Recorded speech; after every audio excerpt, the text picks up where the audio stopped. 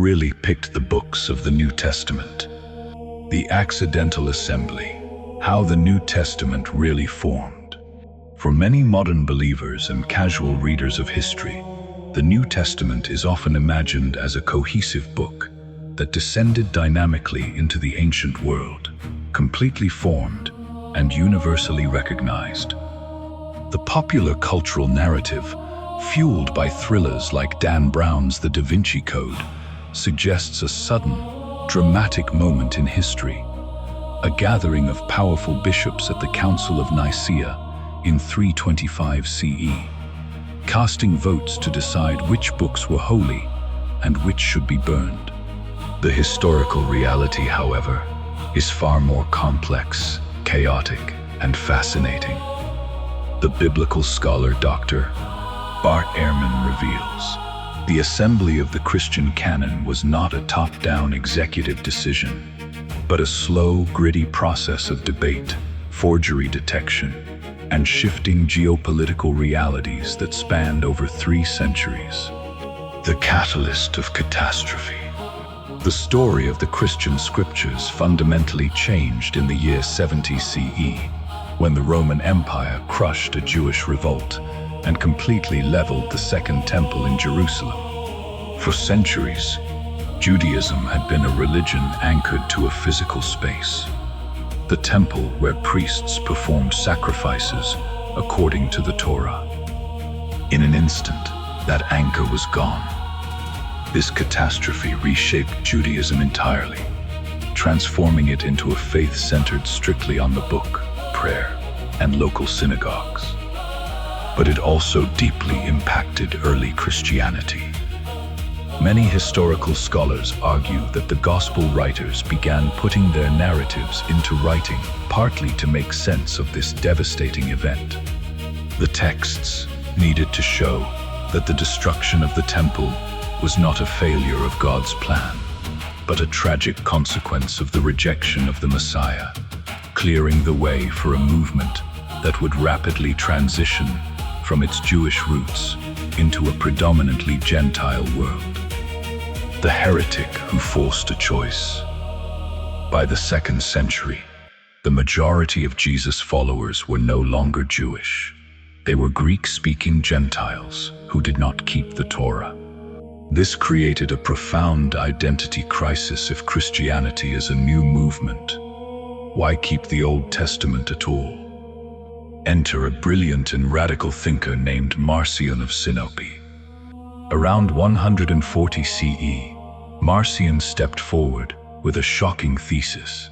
The God of the Old Testament, the Creator God who demanded blood sacrifices and strict law, was a completely different, lesser deity than the loving God revealed by Jesus.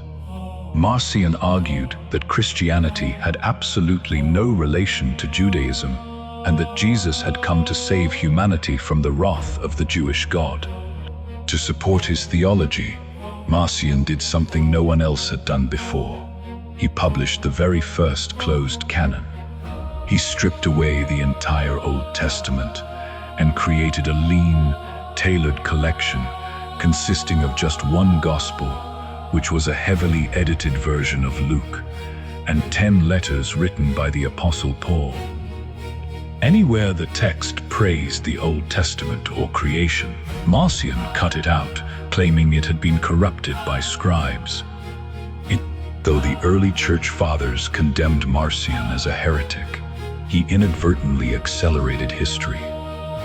By drawing a hard line around specific texts and declaring, "This is it," Marcion forced Orthodox Christian communities to counter with their own list of authorized books.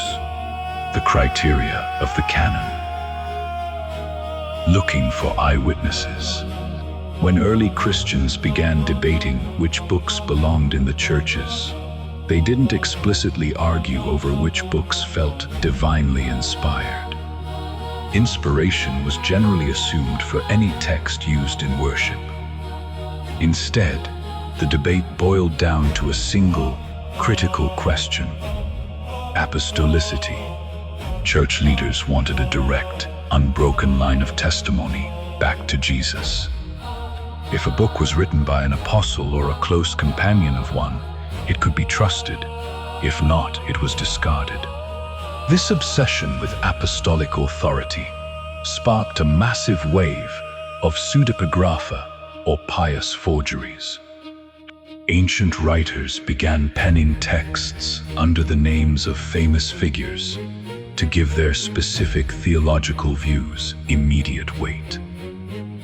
Soon, the ancient world was flooded with alternative scriptures such as the Gospel of Thomas, the Gospel of Mary, the Gospel of Judas, the Apocalypse of Peter.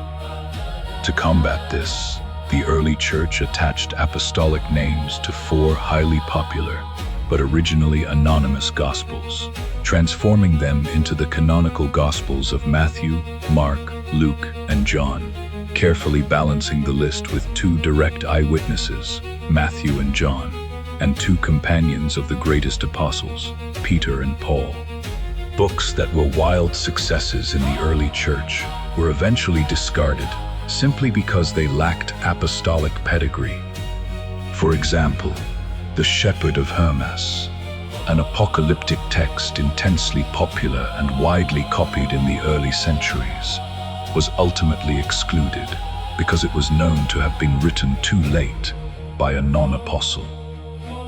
Conversely, books like 2 Peter were fiercely debated because many suspected, rightly, according to modern scholarship, that Peter hadn't actually written it. Yet, 2 Peter eventually slipped through the gates. The myth of Nicaea and the scribes' vote. Contrary to the popular myth that Constantine or the Council of Nicaea codified the Bible in 325 CE, the records show that the council didn't even discuss the canon.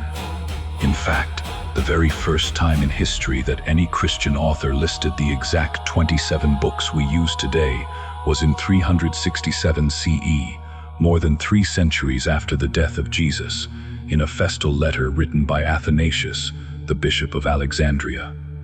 Even Athanasius's list didn't instantly settle the matter. Debates raged through the Middle Ages. The Ethiopic Church adopted a much larger canon. Some Latin Bibles included a lost letter to the Laodiceans, and others accepted a 3rd letter to the Corinthians. Remarkably, there was never a grand, global vote to solidify the New Testament canon during the first millennium of the Church. Instead, the Bible was chosen by scribes and preachers. Scribes had to decide which texts were worth the immense time and expense of copying by hand. Naturally, they copied the books that local bishops and preachers requested for their sermons. Over centuries of collective habit, the margins naturally closed. The first time an ecumenical council officially voted on the exact boundaries of the New Testament canon was not in ancient Rome, but in the 16th century at the Council of Trent, convened by the Catholic Church largely as a response to the Protestant Reformation. The lasting skepticism. Even when the canon became functionally frozen, the cracks of early historical debates remained visible. When Martin Luther translated the Bible into German during the Reformation, he looked at the New Testament with deep historical skepticism. Convinced that books should only remain in the core canon if they clearly preached Christ, Luther took 4 books, Hebrews, James, Jude, and the Book of Revelation, and banished them to an appendix at the back of his translation. He openly questioned whether Revelation was prophetic or apostolic, noting dryly that a revelation should probably reveal something, whereas John's Apocalypse seemed to obscure everything in riddles. Though modern churches eventually ignored Luther's appendix and embraced the full 27 books, the history remains clear. The New Testament was not handed down on stone tablets. It is the survival story of ancient letters and scrolls, shaped by theological wars, the choices of weary scribes, and an enduring human desire to preserve a connection to the origins of its faith.